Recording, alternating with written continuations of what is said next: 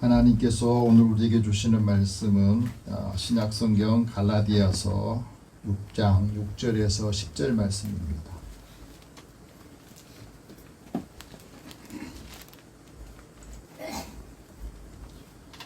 여러분이 갖고 계신 신약성경 308면 309면 되겠습니다.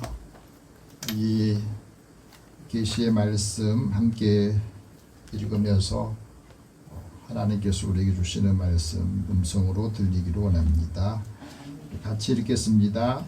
가르침을 받는 자는 가르침을 받는 자와 모든 좋은 것을 함께 하라. 스스로 속이지 말라. 하나님은 업신여김을 받지 아니하시나니 사람이 무엇으로 심든지 그대로 거두리라. 자기의 육체를 위하여 심는 자는 육체로부터 썩어질 것을 거두고 성령을 위하여 심는 자는 성령으로부터 영생을 거두리라. 우리가 선을 행하되 낙심하지 말지니 포기하지 아니하면 때가 이름에 거두리라. 그러므로 우리는 기회 있는 대로 이 모든 이에게 착한 일을 하되 또 믿음의 가정들에게 할지니라. 아멘. 잠깐 기도하겠습니다. 사랑의 하나님, 이제 하반기를 시작하면서 하나님께서 우리에게 하시는 말씀을 듣고 이 말씀 우리의 삶에 적용해서 말씀이 살아 역사하는 삶을 살기를 원합니다. 하나님의 음성이 들리게 하여 주시고 이 말씀을 듣고 힘을 얻어서 또 우리 삶의 가치관과 또 삶의 자리가 새로워지고 많은 기회를 얻을 때마다 이 기회를 함께 활용하여서 하나님의 뜻을 이루게 하시며 하나님이 기뻐하시는 사람 또 하나님의 선하신 일들을 감당하는 믿음의 사람들이 되게 하시고 자랑하는 자녀들에게도 힘과 지혜의 영을 더하여 주옵소서. 예수님의 이름으로 기도드립니다. 아멘. 우리 옆에 계신 분이 서로 인사 나눕시다. 하나님 당신을 사랑하십니다. 하나님 당신을 사랑하십니다. 한 주간에 잘 지내셨습니까? 한 직장에 나가서 일을 하고 인정을 받으면서 최고 경영자에까지 오르는 사람은 그렇게 많지 않습니다. 제1기획에서 29년 동안 근무하면서 부사장까지 역임했던 최인아 책방대표가 쓴 책이 하나 있습니다. 그 중에 내가 가진 것을 세상이 원하게 하라라는 이 책인데요. 여기 보면 가르치는 일을 하는 사람들이 학생들에게 이 가르침을 통해 성장할 수 있는 해법을 찾아야 한다. 교사가 학생들을 가르칠 때는 이 가르침을 통해서 학생들이 실력이 자라고 또 사람과 관계뿐 아니라 세상을 살아가는 이치나 삶의 지혜를 얻기를 원하죠. 하나님 말씀을 듣는 우리 모두가 다 그렇습니다. 중요한 것은 우리의 삶에 있어서 단단한 실체 위에 그 단단한 브랜드가 만들어진다는 거예요. 우리가 살아가면서 내가 하는 모든 일이 내가 일을 하면서 내 이름이 거기에 일했던 사람의 이들이 기록이 되는 것처럼 우리 삶에 있어서 직장생활하든지 신앙생활하면서 중요한 게 뭐냐면 감수성이라는 거예요. 감수성이란 말은 여러 가지 일을 할 때 여러 변수들을 만나는데 그 변수들을 잘 파악하고 어떻게 해야 되는지 파악하고 느끼고 자기가 가지고 있는 능력, 실력을, 지식을 반영할 수 있어야 센스 있게 일을 한다 하고 말합니다. 대부분 사람들이 일을 할 때 중간만 하면 되지 그런 마음을 갖는 사람이 많대요. 신앙생활 하면서도 그냥 중간만 하면 되지 그런 사람들이 많답니다. 그 사람은 항상 그 중간쯤 머물러 있다가 일을 마무리한다는 거예요. 우리가 살아가면서 사회적인 존재인 우리 자신을 위해서 내 자신을 위해서 일하고 결과로 사람들에게 또 그 일터에 또 일하고 있는 회사나 그 공동체에 기여를 하게 되는데 여러분 우리가 일을 많아지면 시간이 줄어듭니까? 또 늘어납니까? 시간은 절대 늘어나지 않습니다. 일을 많이 할수록 시간은 더 줄어들게 되어 있어요. 일하는 대가로 사람들은 돈을 얻게 되고, 근데 돈만 얻으려고 일하는 사람은 지치게 돼요. 일을 할 때 얻는 것은 돈뿐 아니라 재미도 의미도 얻게 되고 성취감, 도전, 또 자신감도 얻게 되고, 일을 하면서 갈등도 겪게 되고 스트레스도 받죠. 때로는 기쁨도 인정도 받게 되고 성공도 맛보면서 누리게 되는, 일을 하면서 작은 일이든 큰 일이든 거기에 대한 이 결과가 나타나게 되어 있습니다. 중요한 것은 우리가 일을 하면서 많은 사람들이 생각할 때에 일의 반대는 놀이라 생각하는데, 사실 놀이가 아니라 일의 반대는 나태래요. 나태야. 우리가 살아가면서 일을 하는데 이 일이 왜 우리에게 필요하느냐. 일은 성장하는 기회를 제공하고 사람마다 시간을 사용할 때 그 시간의 밀도가 다 다르다는 거예요. 그래서 우리가 일을 할 때 자신이 일하고 난 그 삶의 자리는 자신의 브랜드가 남게 된다. 이건 누가 일했어요? 아무개가 일했습니다. 이 일을 어떻게 했는가 하면서 그 자신의 이름 석자가 곧 브랜드가 되어야 된다. 신앙생활도 그런 것 같습니다. 오늘 우리가 살아가면서 우리가 맡은 일은 큰 일이든지 작은 일이든지 틀림없이 해내는 것, 그것을 사람들은 인식을 하는 것. 그리고 저 사람하고 내가 같이 일해봐야 되겠다. 저 사람하고 일을 하면 내가 얻은 것이 참 많다. 그래서 신뢰를 얻게 되고 우리가 살아가면서 삶의 가치가 여전히 우리의 삶에 남아있는 겁니다. 그리고 시간이 지나면 나이가 다 들잖아요. 나이가 드는 것하고 늙는 것은 같은 개념이 아니라는 거예요.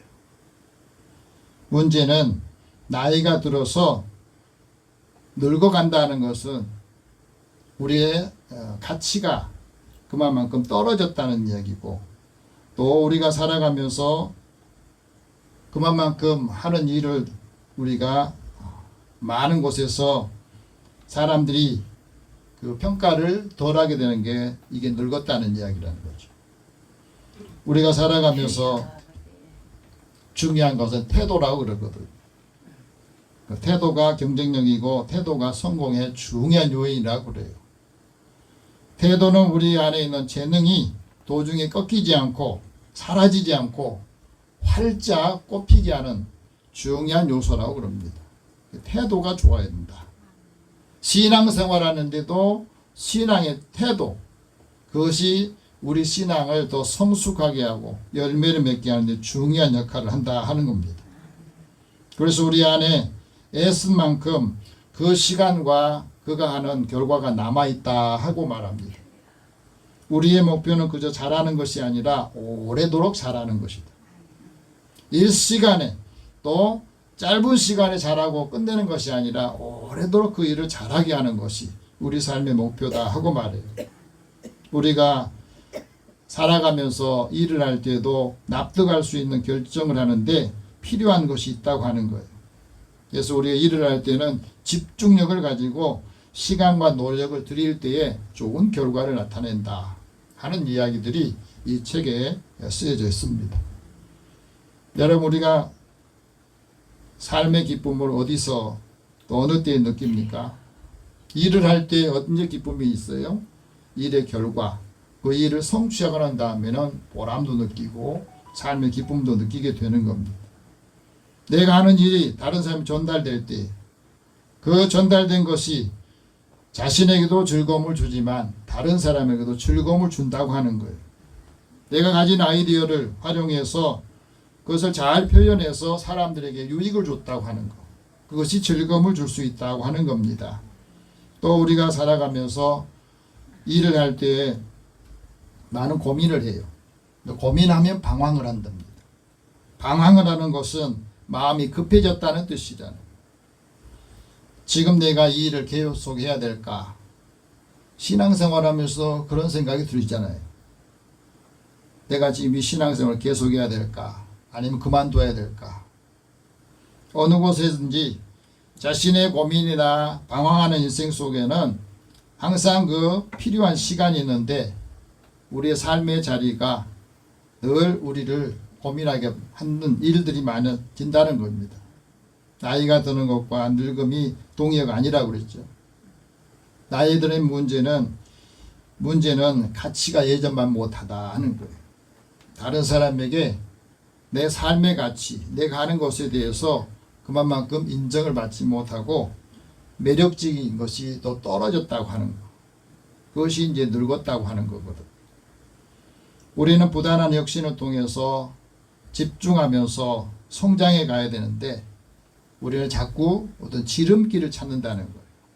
근데 신앙도 지름길을 찾는데 그 지름길이 덧칠 경우가 많다 하고 말합니다.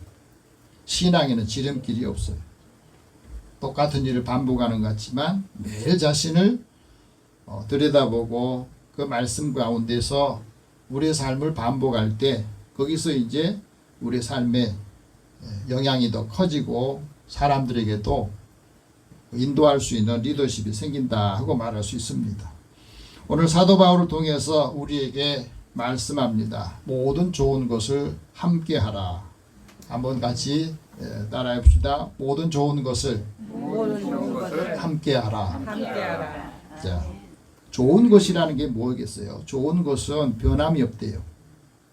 좋은 것은 우리에게 삶의 자리에서 끊임없이 그 자기 역할을 감당하면서 거기에 질리지 않고 힘들지 않는 것이 좋은 것이다. 그렇게 말합니다.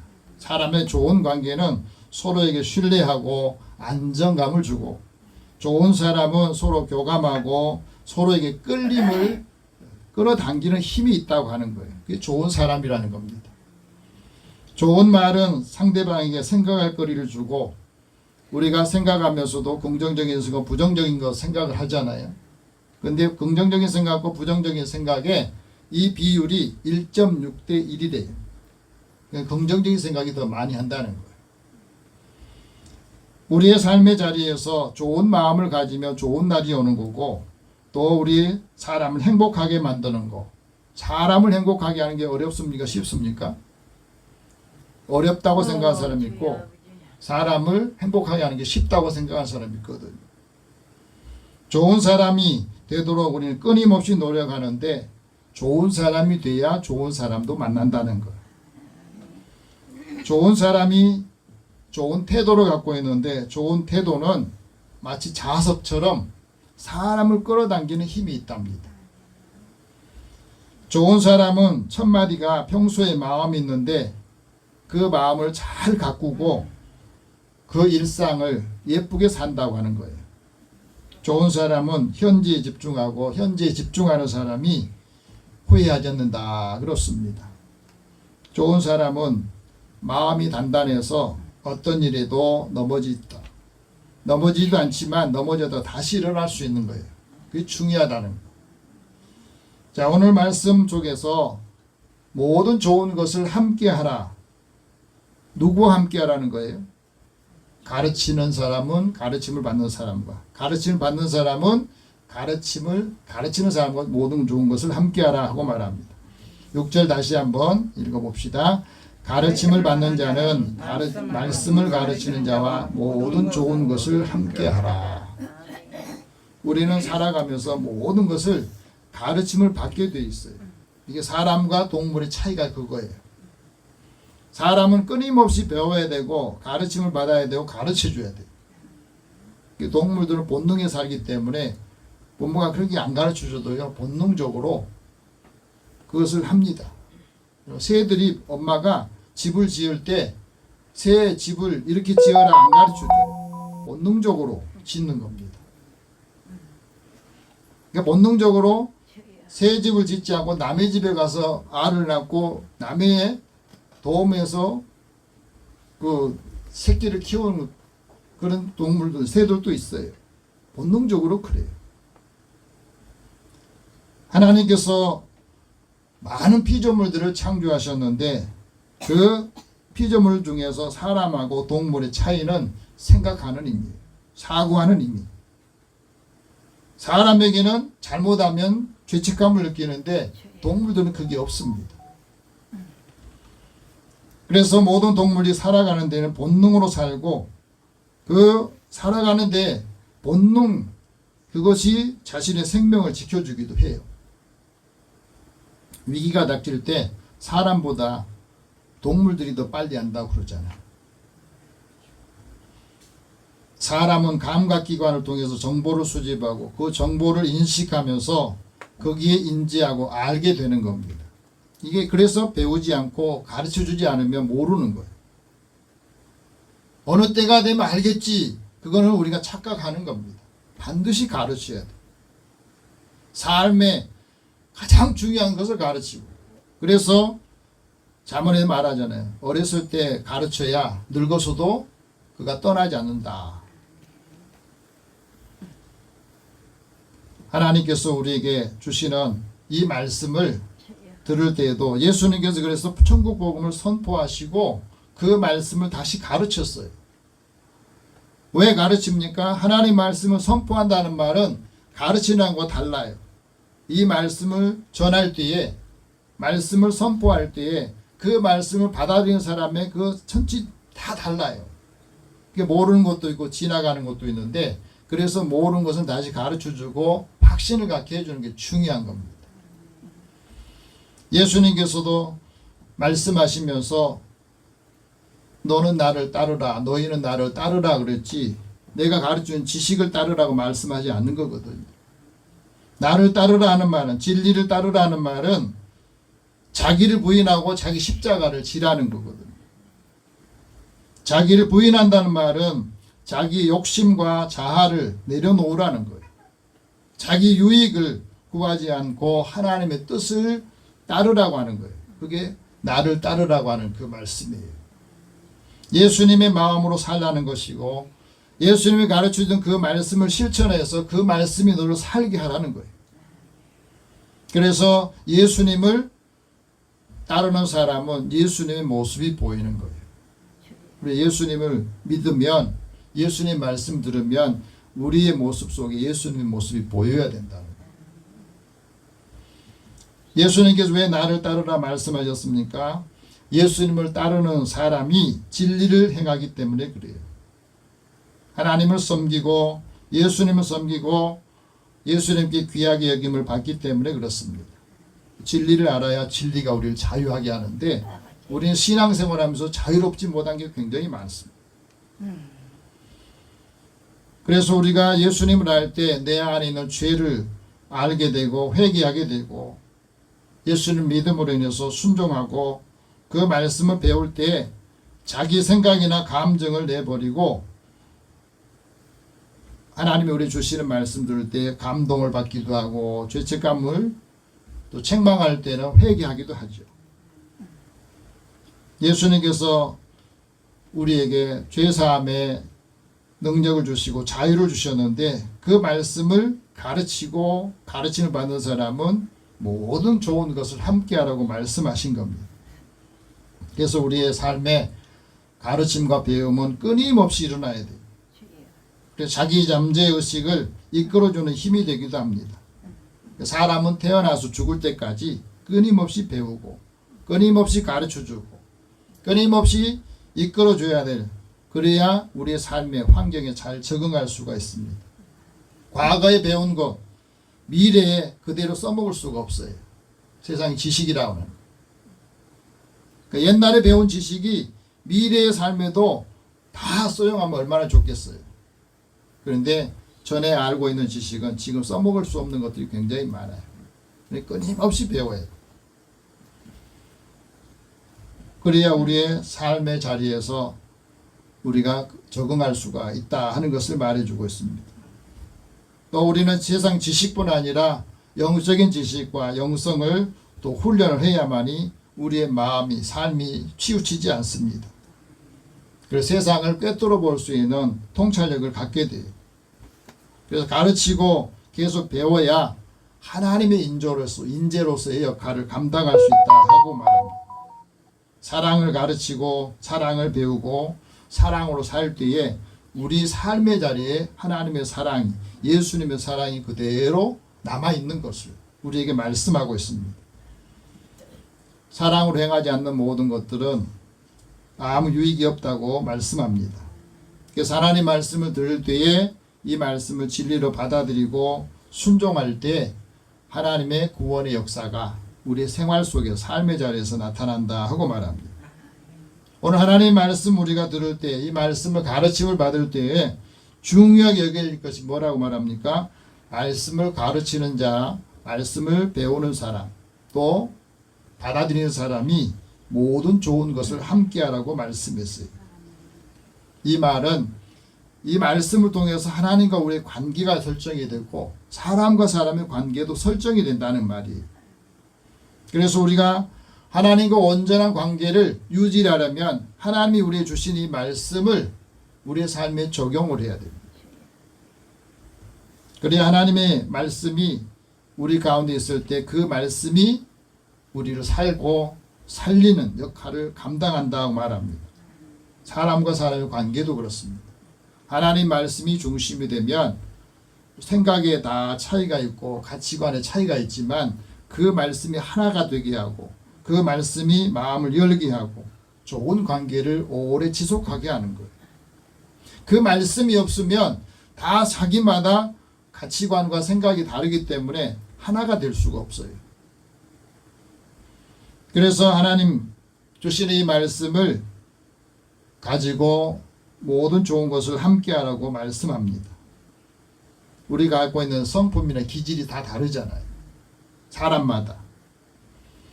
모든 좋은 것을 함께하라는 말은 좋은 것을 알아볼 줄 알고 받아들일 줄 알고 그것을 함께 나눌 때에 함께 구원의 기쁨 또 축복을 누릴 수 있다 하고 말합니다. 모든 좋은 것을 함께 나눈 사람이 해야 될 첫 번째 일이 뭐냐면 스스로 속이지 말라는 거예요.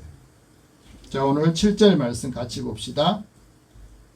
스스로 속이지 말라. 하나님은 업신여김을 받지 아니하신다니 사람이 무엇으로 심든지 그대로 거두리라.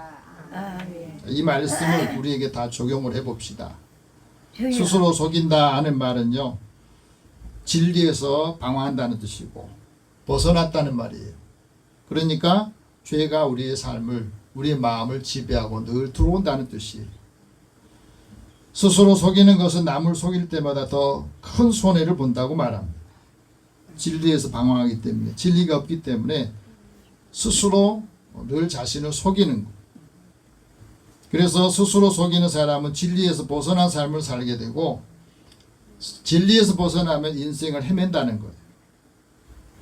스스로 속이는 사람은 죄를 범하면서 내가 나를 속여야 남을 속일 수가 있거든. 우리가 자꾸 거짓말을 하면은 우리 뇌는 거짓말을 스스로 반복하게 돼 있어. 그 거짓말을 이 뇌가 인지를 한 게 아니라 자꾸 반복하는 것을 반응을 한다는 거예요. 그래서 사람의 뇌는 거짓말이 쉽게 넘어가며 뇌는 진실보다 무엇을 반복하느냐에 따라서 그 환경에 반응하게 되어 있답니다. 그래서 반복하는 리듬을 기억하게 되는 거고, 우리가 어떤 혼란스러운 공간에 들어가면 뇌가 어떻게 했냐면 그 마음을 혼란스럽게 만든다는 거예요. 그래서 뇌는 항상 상상하고 실제를 구별하지 못한답니다. 똑같은 상황에서 어떤 사람은 성공하고 어떤 사람은 실패하냐, 그거는 성공하는 사람은 어떤 상상을 한 그 결과를 생각하면서 그 일을 계속해서 반복한다는 겁니다. 그러면 뇌가 그대로 움직여서 일을 성취하게 돼요. 그래서 우리가 해야 될 일은 하기 싫은 일도 반복해서 해야 된다. 한번 따라해보세요. 하기 싫은 일도 해야 결과가 나온다. 꼭 다 하고 싶은 거, 내가 하고 싶은 것만 해서 되는 게 아니라 어떤 일이 하기 싫은데, 하고 싶지 않은데 그 일을 계속 반복하면 그 삶의 결과가 나온다는 거죠. 공부하고 싶은 사람이 얼마나 있어요. 근데 계속해서 공부를 해야 지식을 얻게 되고 지식이 쌓여야 힘이 있는 거죠. 판단하고 분별할 수 있는 힘이 생기는 겁니다. 그래서 우리가 살아가면서 일을 할 때 어떤 사람이 일을 많이 하는 사람인데 일을 많이 하는 것보다 하나씩 하나씩 하는 건 생산적이다는 거예요. 우리가 어떤 일을 할 때 어떤 상황에서도 흐트러지지 않는 것은 그 상황에서 품격이 단정해야 되고 말투도 온화하고 또 자신을 존중하는 이 자존감이 있을 때 이걸 계속해서 반복할 때 흐트러지지 않는 삶을 산다 하고 말합니다. 사람이 기분 좋을 때는 뭐든지 하죠. 그런데 힘들고 지치고 어려우면은 마음이 무너지는 경우가 있어요. 그래서 항상 손해를 보는 거예요. 문제는 일을 하다가 지칠 때, 힘들 때 일을 그만두잖아요. 감정 상할 때, 기분 나쁠 때 그만두잖아요. 예수 믿는 것조차도 기분 나쁘면 그만둔 사람들이 있어요. 우리가 스스로 속지 않고 흔들리지 않는 사람은 그 삶에 있어서 결심에 달려있는 게 아니라 끊임없이 반복하는 그 삶에 달려있다는 거예요. 그래서 지루할 적도 반복하면 우리의 삶의 자리가 변화가 된다는 거죠. 사람 누구나 결심은 계속 해요. 근데 반복하는 건 쉽지 않다는 거예요. 우리가 작게 시작하고 반복하면 그 반복이 뇌를 바꾸고 그 뇌가 우리의 삶을 바꾼다는 말이에요. 그래서 하나님께서 그리스도인들에게 왜 스스로 속이지 말라 말씀했느냐? 하나님은 스스로 속이는 사람은 다 알고 계시거든. 그리고 하나님은 스스로 속이는 사람은 하나님을 업신여기고 하나님을 경멸한다고 말씀한 거예요. 전능하신 하나님을 조롱하는 것이고 하나님을 비웃는 것이고 하나님이 하시는 것을 부정하는 것을 그 마음에 갖고 있으면 스스로 속이는다. 말씀을 듣고 행하지 않는 거 그것도 스스로 속이는 거예요. 우리가 모든 더러운 것과 넘치는 악에 오염되는 것도 자기를 속이기 때문에 그런 거예요. 스스로 속이는 사람은 그 마음에 하나님의 말씀을 온유함으로 받지 않고 그 말씀을 실행하지 않기 때문에 스스로 속인 거 그냥 그대로 있는 거예요. 그래서 하나님 말씀을 듣기만 하고 행하지 않는 것은 자신을 속이는 것이라고 말씀한 겁니다. 스스로 경건하다 하면서 자기 해에 재갈을 물리지 않고 자기 마음을 속이면 그 사람의 경건은 헛된 것이라고 말씀하잖아요. 그래서 스스로 속이는 사람이 하나님의 진노가 임한다. 신앙생활하면서 속였다가 목숨을 잃은 사람도 있어요. 초대교회 당시에 사도 베드로가 복음을 전할 때 성령 충만하고 성령의 역사가 교회에 많은 사람들이 영향을 끼치니까 많은 사람들이 좋아하고 하나님의 능력이 나타나고 그러다 보니까 은혜 받고 난 다음에 내가 가진 것을 이제 다른 사람과 함께 나누고 싶은 마음이 생겼던 거예요. 그래서 바나바도 자기의 밭을 팔아가지고 사도 앞에 놓고 어려운 사람 같이 나눠주게 하세요. 다른 사람이 다 환호하고 좋아하는 거예요. 그때 아나니아 삽비라 부부도 이게 너무 좋아하니까 자기 밭을 팔았어요. 그런데 욕심이 생긴 거예요. 이거 다 줘버리면 난 어떻게 사나. 그래서 얼마나 감춰두고 그걸 가지고 사도 앞에 내놨습니다. 사도 베드로가 아나니아 삽비라 부부를 보면서 그런 말합니다. 이거 다 가져온 거냐? 그렇다고. 그랬더니 사도 베드로를 통해서 하나님께서 말씀한 겁니다. 아나니아야 어찌하여 사탄이 내 마음에 가득하여 내가 성령을 속이고 땅값 얼마를 감추었느냐. 땅으로 있을 때도 네 것이었고 판 후에도 그것도 네 돈이었다. 그러니까 정직하지 못했다는 거잖아요. 마치 모든 걸 다 팔아가지고 다 내놓은 것처럼 그렇게 속이니까 성령께서 사도 베드로를 통해서 말씀하고 있는 거예요. 그냥 팔아가지고 일본을 좀 놔두고 가져왔습니다. 그러면 될 텐데 다른 사람들이 칭찬받고 다른 사람이 인정받고 싶어가지고 일부러 감춰놓고 그걸 마치 다 내는 것처럼 했다는 거잖아요. 그래서 이 일을 내가 어찌 마음에 두었느냐. 속이는 건 누가 있었다고요? 사탄이 그 마음에 있었다는 거잖아요. 그래서 그 말을 했더니 그냥 혼이 떠나가서 장례를 치르고 그 안에 삽비라도 왔을 때 진짜 너 다 팔고 다 가져온 거냐 이렇게 그렇다고 부부가 똑같이 사탄의 그 마음에 욕심이 들어가지고 결국엔 두 부부가 세상을 떠나는 일이 생겼습니다. 이 일이 초대교회 공동체에는 굉장히 큰 두려움이 됐던 거예요. 자기를 속이고 다른 사람을 속이고 하나님을 속여서 결국에는 하나님 앞에 또 교회에 바치고 난 다음에 가장 비극적인 일이 생겼던 거죠. 이건 왜 하나님께서 이걸 징계하시고 심판하셨겠어요? 부흥하고 한참 잘 되는데 이런 사단의 역사가 일어나면 다른 곳에 또 문제가 생기기 때문에 경고했던 거죠. 그래서 말씀합니다. 하나님의 비밀은 그리스도를 깨닫고 그 안에 지식과 지혜의 보화를 감추어 있는 걸 알게 하는 사람. 아는 사람은 누구도 교묘한 말로 속이지 못하게 하기 때문에 그렇다는 말이에요. 두 번째는 성령을 심고 영생을 거두라 말씀합니다. 8절 같이 봅시다. 자기의 육체를 위하여 심는 자는 육체로부터 썩어질 것을 거두고 성령을 위하여 심는 자는 성령으로부터 영생을 거두리라. 우리 인생은 심고 거두는 법칙의 삶을 살고 있습니다. 뭐든지 심는 대로 거두게 되어 있다는 거예요. 씨앗을 심어야 거둘 것이 있는 것. 근데 무엇을 심느냐 굉장히 중요해요. 육체를 위해서 육신의 것을 썩어질 것을 심는 사람은 썩어질 거두고 또 영적인 것을 심고 평안을 얻고 생명을 얻는 말씀을 하시고 왜 영생을 거두라 성령을 위해 심고 영생을 거두라 말씀했겠습니까?